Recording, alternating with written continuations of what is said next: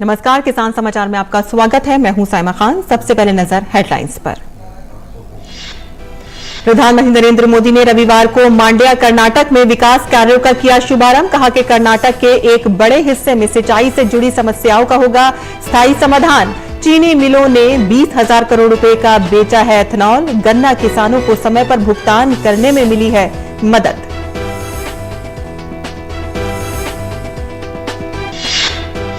महाराष्ट्र के मुख्यमंत्री एकनाथ शिंदे ने विधानसभा में किया ऐलान। प्याज किसानों को राहत देने के लिए 300 रुपए प्रति क्विंटल की सब्सिडी देने की घोषणा।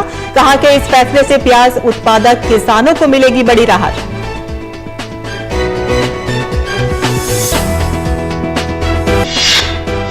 केंद्रीय कृषि मंत्री नरेंद्र सिंह तोमर ने श्योपुर में आयोजित विकास कार्यों के लोकार्पण एवं शिलान्यास कार्यक्रम में लिया हिस्सा। कहा कि चंबल सूक्ष्म सिंचाई परियोजना से 12,000 हेक्टेयर भूमि होगी सिंचित।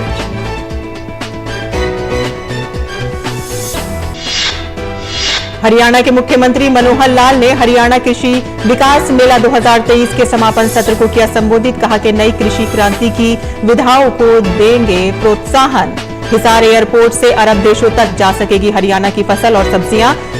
रिचार्जिंग बोरवेल के लिए किसानों को देना होंगे मात्र 25,000 रुपए। शेष राशि वहन करेगी सरकार।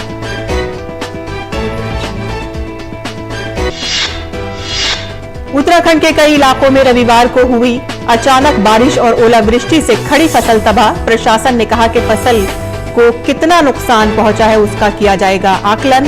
फलदार और फूलों से लदकर पेड़ों को भी भारी नुकसान। और अब समाचार विस्तार से। प्रधानमंत्री नरेंद्र मोदी ने रविवार को कर्नाटक को कई विकास परियोजनाओं का तोहफा दिया। पीएम मोदी ने आज मांड्या में बेंगलुरु मैसूरू एक्सप्रेसवे राष्ट्र को समर्पित किया।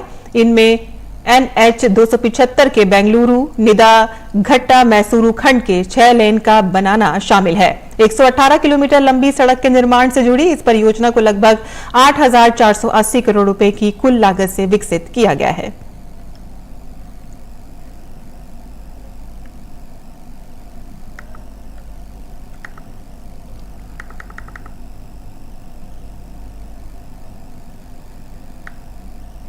पीएम मोदी ने कहा कि हमारे देश में दशकों से सिंचाई के जो प्रोजेक्ट लटके थे वो भी तेजी से पूरे कर रहे हैं। इस साल बजट में केंद्र सरकार ने अपर भद्रा प्रोजेक्ट को 5,300 करोड़ रुपए देने की घोषणा की है और इससे भी कर्नाटक के एक बड़े हिस्से में सिंचाई से जुड़ी समस्याओं का स्थायी समाधान होने वाला है। हमारे देश में दशकों से सिंचाई के जो प्रोजेक्ट लटके थे वो भी तेजी से पूरे कर रहे हैं। इस साल बजट में केंद्र सरकार ने अपर भद्रा प्रोजेक्ट को 5,300 करोड़ रुपए देने की घोषणा की है। इससे भी कर्नाटका के एक बड़े हिस्से में सिंचाई से जुड़ी समस्याओं का स्थायी समाधान होने वाला है। किसानों की छोटी छोटी समस्याओं को दूर करके भी भाजपा सरकार उनकी चिंता का स्थायी समाधान कर रही है। पीएम किसान सम्मान निधि के तहत कर्नाटका के किसानों के बैंक खातों में 12,000 करोड़ रुपए सीधे ट्रांसफर किए गए हैं। यहां मंड्या के भी 2.25 लाख किसानों के बैंक खातों में 600 करोड़ रुपए केंद्र की भाजपा सरकार ने भेजे हैं।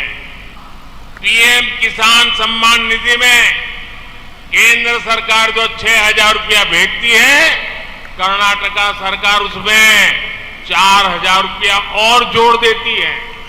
यानी डबल इंजन सरकार में किसानों को डबल लाभ हो रहा है, उनकी समस्याओं का समाधान हो रहा है।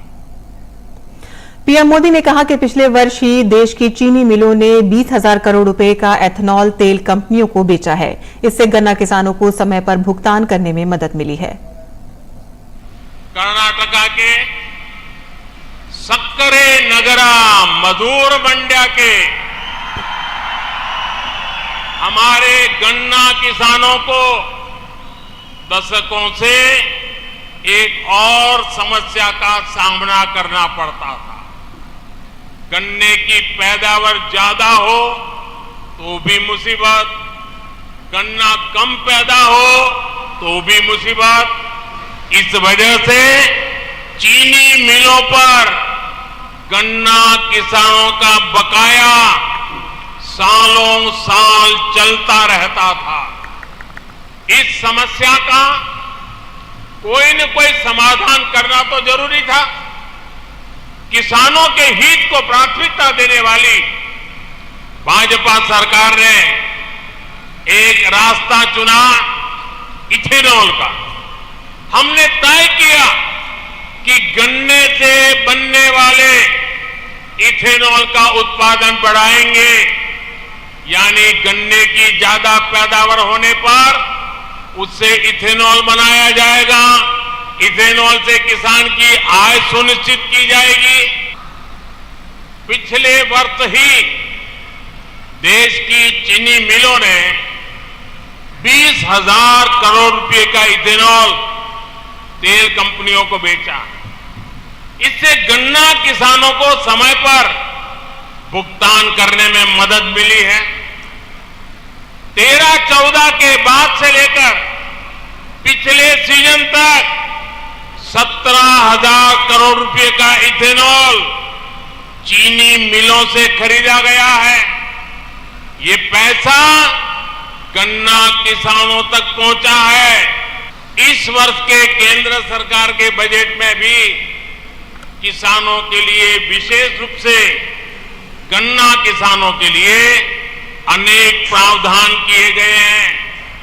शुगर कोऑपरेटिव्स के लिए 10,000 करोड़ रुपए की मदद हो, टैक्स में छूट हो, इससे गन्ना किसानों को लाभ होगा। पीएम मोदी ने कहा कि गरीब के पास पक्का घर हो, गरीब के घर में नल से जल आए, उज्ज्वला का गैस कनेक्शन हो, बिजली कनेक्शन हो, गांव तक सड़कें बने, अस्पताल बने, इलाज की चिंता कम हो, और इसे भाजपा की सरकार ने सर्वोच्च प्राथमिकता दी है। गरीब के पास पक्का घर हो, गरीब के घर में नल से जल आए, उज्ज्वला का गैस कनेक्शन हो, बिजली कनेक्शन हो, गांव तक सड़कें बने, अस्पताल बने, इलाज की चिंता कम हो, इसे भाजपा की सरकार ने सर्वोच्च प्राथमिकता दी है। बीते 9 वर्षों में भाजपा सरकार की योजनाओं से करोड़ों गरीबों का जीवन आसान हुआ है। कांग्रेस के समय में गरीब को सुविधाओं के लिए सरकार के पास चक्कर लगाने पड़ते थे। अब भाजपा की सरकार गरीब के पास जाकर उसे सुविधाएं दे रही है। जो लोग अब भी भाजपा सरकार की योजनाओं के लाभ से वंचित है, उन तक भी अभियान चला करके पहुंचा जा रहा है। भाजपा सरकार ने हमेशा समस्याओं के स्थायी समाधान को महत्व दिया। पिछले 9 वर्षों में देश में 3 करोड़ से अधिक गरीबों के घर बने हैं, जिसमें से लाखों घर ये हमारे कर्नाटका में भी बने हैं। जल जीवन मिशन के तहत कर्नाटका में लगभग 40 लाख नए परिवारों को नल से जल मिला है। प्रधानमंत्री मोदी ने रविवार को ही हुबली धारवाड़ स्मार्ट सिटी की विभिन्न परियोजनाओं का भी उद्घाटन और शिलान्यास किया। इन परियोजनाओं की कुल अनुमानित लागत लगभग 520 करोड़ रुपए है। इस अवसर पर पीएम मोदी ने कहा कि जल आपूर्ति को और बढ़ाने के लिए धारवाड़ बहुग्राम जल आपूर्ति योजना की आधारशिला रखी है और इससे आसपास के लोगों को जल आपूर्ति में मदद मिलेगी। धारवाड़ और उसके आसपास के क्षेत्र में पीने के साफ पानी को उपलब्ध कराने के लिए भी केंद्र और राज्य सरकार मिलकर काम कर रहे हैं। जल जीवन मिशन के तहत यहां 1000 करोड़ रुपए से ज्यादा की योजना का शिलान्यास हुआ है। इसके द्वारा रेणुका सागर जलाशय और मालाप्रभा नदी का जल नल के जरिए 1.25 लाख से ज्यादा घरों तक पहुंचाया जाएगा। धारवाड़ में जब नया वाटर ट्रीटमेंट प्लांट बनकर तैयार होगा तो इससे पूरे जिले के लोगों को फायदा होगा। आज तुपरी हल्ला फ्लड डैमेज कंट्रोल प्रोजेक्ट की आधारशिला भी रखी गई है। इस प्रोजेक्ट के द्वारा बाढ़ से होने वाले नुकसान को कम किया जा सकेगा। पीएम मोदी ने कहा कि देश में इंफ्रास्ट्रक्चर में तेजी से काम करने के लिए गति शक्ति योजना लेकर आए हैं।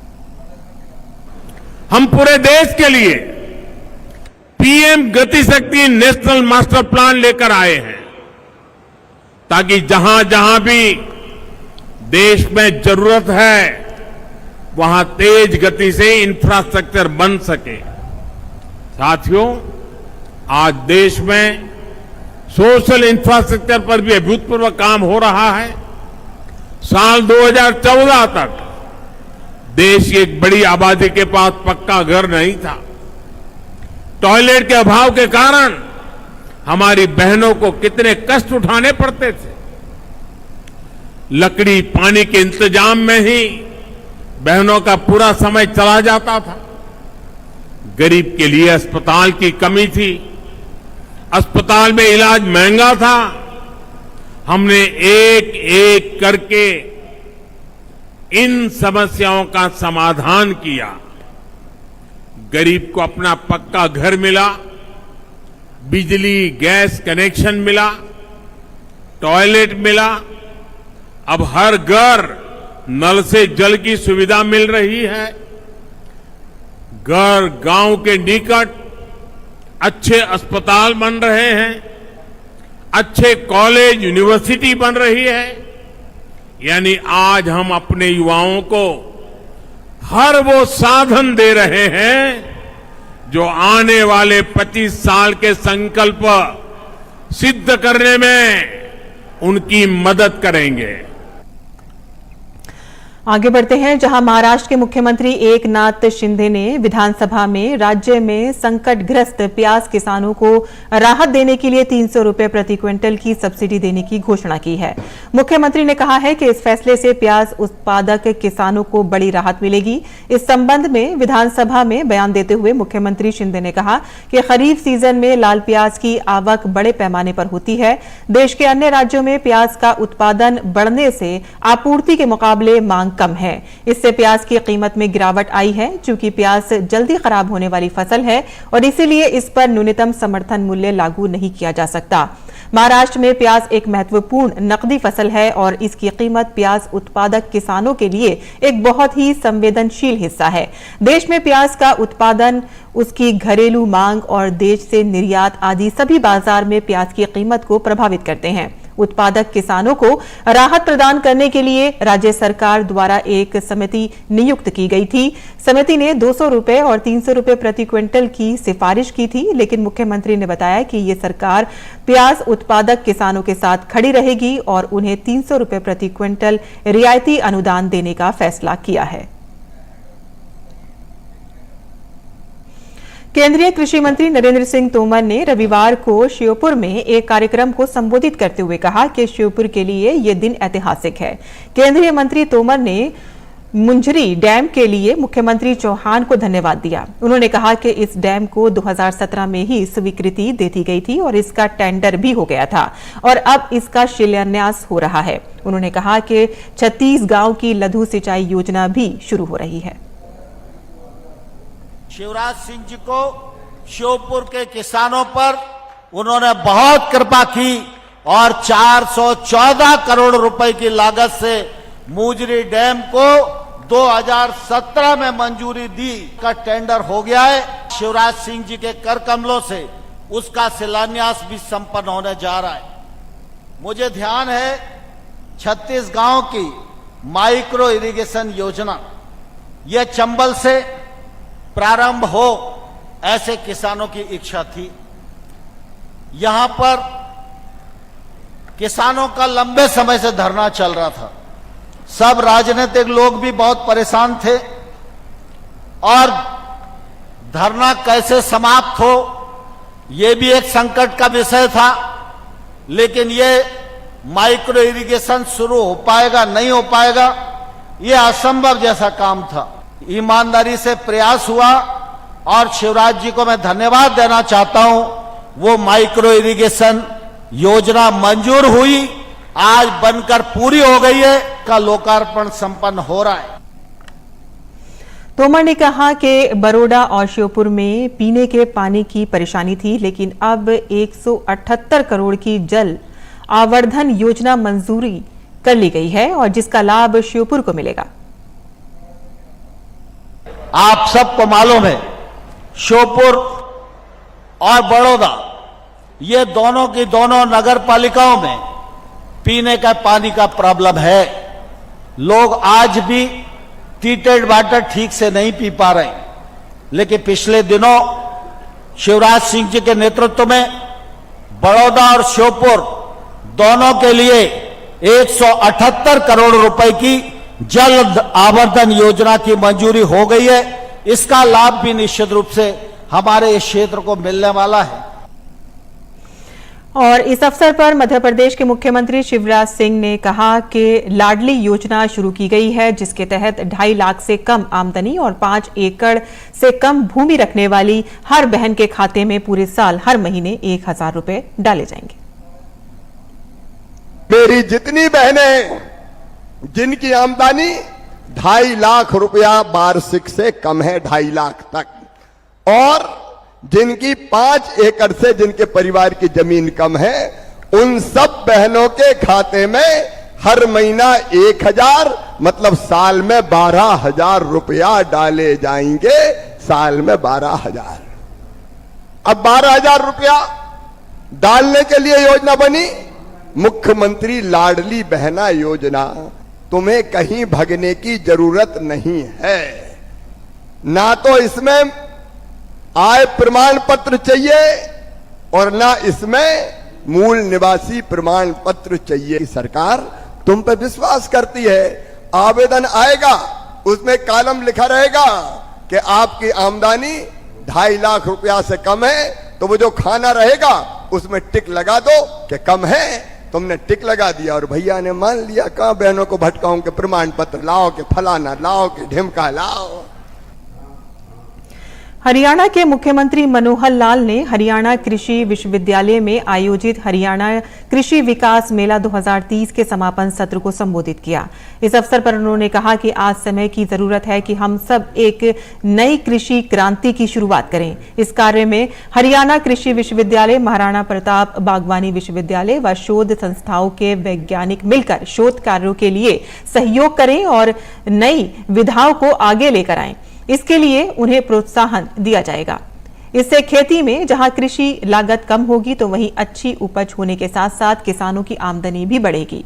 मनोहर लाल ने कहा कि किसानों की आय को बढ़ाने के लिए नए नए प्रयोग किए जा रहे हैं। सरकार ने एक्सपोर्ट प्रमोशन काउंसिल भी बनाई है और इतना ही नहीं, आने वाले समय में महाराजा अग्रसन एयरपोर्ट से कार्गो फ्लाइट शुरू करने की पहल की जाएगी ताकि हरियाणा के किसानों की ताजा फल एवं सब्जियां अरब देशों को निर्यात की जा सके। उत्तराखंड के उत्तरकाशी क्षेत्र में रविवार देर शाम अचानक बारिश और ओलावृष्टि होने से खड़ी फसल तबाह हो गई। जिला प्रशासन ने कहा है कि ओलावृष्टि से फसल को कितना नुकसान पहुंचा है उसका आकलन किया जाएगा। इलाके में करीब आधे घंटे से ज्यादा समय तक ओलावृष्टि हुई और इससे पूरी घाटी ओले से पट गई और चारों तरफ बर्फ की सफेद चादर बिछ गई। उत्तरकाशी की गाजन पट्टी के कदम, कुमारकोट, ठांडी, ब्रह्मपुरी और भड़कोट एवं ब्रह्मखाल क्षेत्र में देर शाम मौसम बदला और जमकर ओलावृष्टि हुई और देखते ही देखते पूरी घाटी सफेद चादर से ढक गई। स्थानीय लोगों ने बताया है कि ओलों की बरसात ने गेहूं, आलू, धनिया, मिर्च आदि फसलों को बर्बाद कर दिया है, जबकि फलदार और फूलों से लदक जो पेड़ थे वो उनको भी भारी नुकसान पहुंचा है। और अब बात करते हैं मौसमी खेती की और किसान इस मौसम में कैसे रखें अपने खेतों का ख्याल, आइए देखते हैं।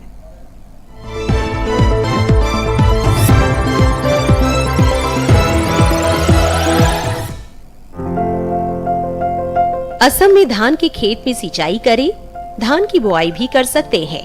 किसान जूट की बुआई कर ले, यहाँ भिंडी की बुआई कर सकते हैं।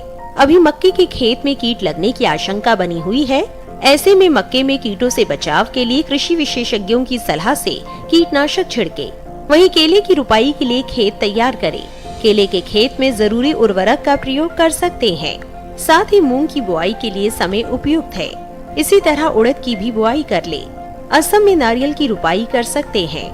दूसरी ओर लौकी की बुआई कर ले, इसके साथ ही तोरई की बुआई करें। मेघालय में बैंगन की रुपाई करें। बैंगन के खेत में सिंचाई करते रहें। साथ ही लाल मिर्च की रुपाई कर ले। लाल मिर्च के खेत में सिंचाई कर सकते हैं। वहीं टमाटर की रुपाई के लिए समय उचित है। किसान टमाटर के खेत में सिंचाई कर ले। इसके अलावा मटर की तुड़ाई कर सकते हैं। मटर के खेत में पर्याप्त नमी बनाए रखें। मेघालय में शलगम की खुदाई कर ले। साथ ही मूली की खुदाई करें। किसान गाजर की खुदाई भी कर सकते हैं। इसके साथ ही फूल गोभी और पत्ता गोभी की कटाई कर ले। यहाँ ब्रोकली की भी कटाई करें।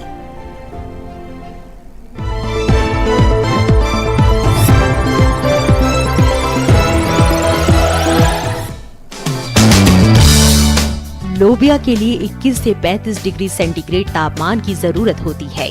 दोमट मिट्टी इसके लिए सबसे बेहतर मानी जाती है, लेकिन बलुई दोमट मिट्टी में भी इसकी खेती की जा सकती है। इसके अलावा बरसात के मौसम में ढालू जमीन में भी इसे बोया जा सकता है। जिस खेत में लोबिया बोना चाहते हैं उसमें पानी निकलने की उचित व्यवस्था होनी चाहिए।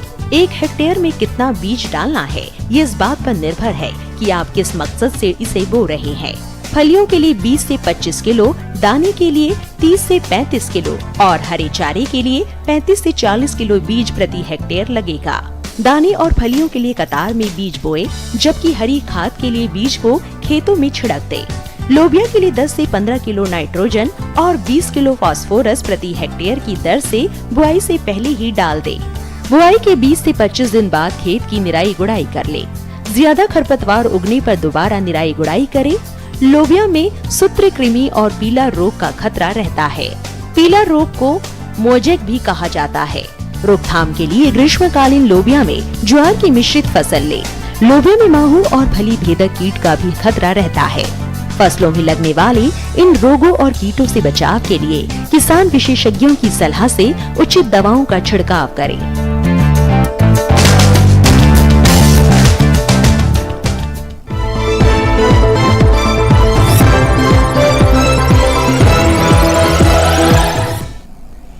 और किसान समाचार में अन्य खबरों के लिए जान लेते हैं खास खबर।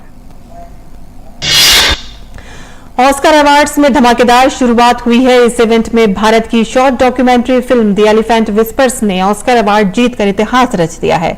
इस लघु वित्त चित्र में 2 परित्यक्त हाथियों और उनकी देखभाल के बीच अटूट बंधन को दर्शाया गया है। भारतीय documentary film All That Breathes race से बाहर हो गई है। और ऑस्कर अवार्ड 2023 में भारत का जलवा देखने को मिला। फिल्म RRR के गाने नाटू नाटू ने ऑस्कर 2023 में अवार्ड जीतकर इतिहास रच दिया है। इस गाने को ऑस्कर अवार्ड 2023 के बेस्ट सॉन्ग कैटेगरी में शॉर्टलिस्ट किया गया था और इस लिस्ट में शामिल 15 गानों को हराकर नाटू नाटू ने बाजी मारी है। संसद के बजट सत्र का दूसरा चरण 13 मार्च से 6 अप्रैल तक जारी रहेगा। इस सत्र में कुल 17 बैठक होंगी। लोकसभा और राज्यसभा दोनों ही सदन में महत्वपूर्ण कार्य सूचीबद्ध किए गए हैं। ग्लूकोमा को लेकर जागरूकता बढ़ाने के लिए राजधानी दिल्ली में 12 से 18 मार्च तक जागरूकता अभियान चलाया जा रहा है। दिल्ली ऑप्थोमोलॉजी सोसाइटी के सचिव डॉक्टर JS भल्ला ने बताया है कि देश में ग्लूकोमा दूसरी सबसे गंभीर बीमारी है, जिससे लोगों में अंधापन होता है, लिहाजा इससे बचने की जरूरत है। केंद्रीय विश्वविद्यालयों में दाखिले के लिए परीक्षा CUET यानी कि कॉमन यूनिवर्सिटी एंट्रेंस टेस्ट के लिए आवेदन की तारीख अब 30 मार्च तक बढ़ा दी गई है। राष्ट्रीय परीक्षा एजेंसी NTA के अनुसार आवेदनों के विवरण में 1 अप्रैल से 3 अप्रैल तक सुधार किया जा सकेगा। उत्तर प्रदेश के पीलीभीत में लोगों के करीब आकर दहशत फैलाने वाली बाघिन को वन विभाग की टीम ने कई घंटों की कड़ी मशक्कत के बाद सफलतापूर्वक रेस्क्यू कर लिया है। रविवार को पीलीभीत टाइगर रिजर्व ने बाघिन को पकड़ने के लिए अभियान चलाया और इस दौरान सफलतापूर्वक बाघिन को रेस्क्यू कर लिया गया। तेलंगाना के राजेंद्र नगर में लकड़ी के गोदाम में आग लग गई। दमकल विभाग की गाड़ियों ने मौके पर पहुंचकर आग पर काबू पा लिया और आग से किसी के घायल होने की, किसी के हताहत होने की भी सूचना नहीं है। वहीं आग लगने के कारणों की जांच की जा रही है। और किसान समाचार में आज के लिए बस इतना ही। अनुमति दें। नमस्कार।